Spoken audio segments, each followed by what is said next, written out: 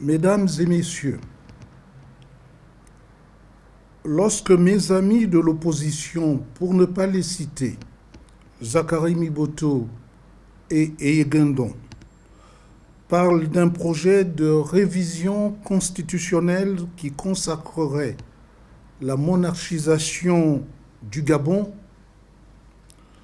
ils insultent pour ma part ma probité et ma détermination qu'ils connaissent bien de faire aboutir un véritable projet démocratique dans notre pays. Je ne vais pas revenir sur nos conversations où le rêve de certains aurait été de prendre le pouvoir et de s'asseoir dessus en ignorant royalement un peuple dont on ne se servirait que pour la seule reconquête du pouvoir. Je ne vais pas revenir sur le fait que le renouvellement sans limite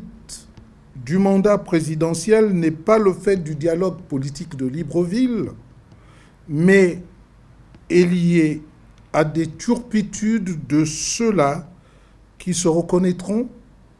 et qui ont proposé et soutenu de revenir sur les décisions de la conférence nationale.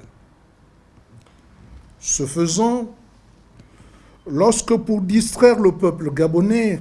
comme on a toujours su le faire, on parle de soumettre à référendum les actes du dialogue en se référant à sa souveraineté, de qui se moque-t-on ? Si on n'a pas foi en notre capacité de changer par le vote le cours de nos vies et ainsi de tenir compte du choix d'un peuple libre à même de limiter le mandat du président de la République, comment peut-on alors en même temps préconiser que par le biais d'un référendum, ce même peuple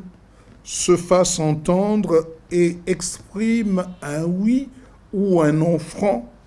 par son vote? Les mêmes causes ne produisent-elles pas les mêmes effets?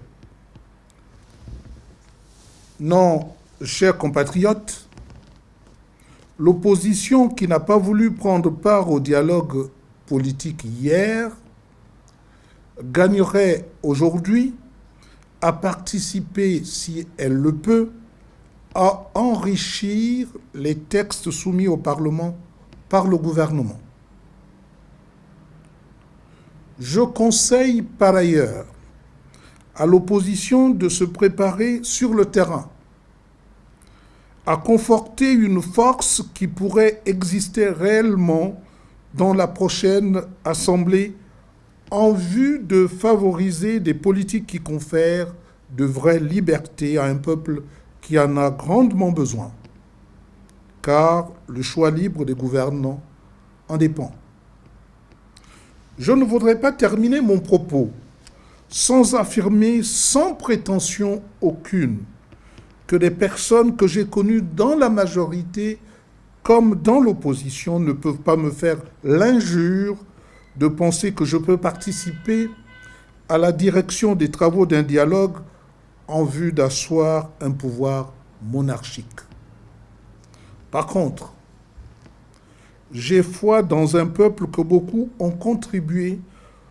toute leur vie à ignorer. Un peuple qui désormais doit prendre conscience qu'il est souverain et que c'est au nom de cette souveraineté que nous lui avons laissé le choix de l'âge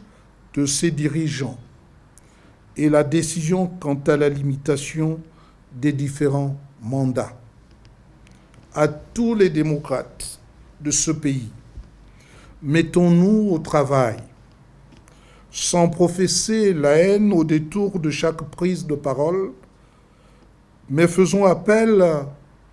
à l'intelligence, à la volonté, à la détermination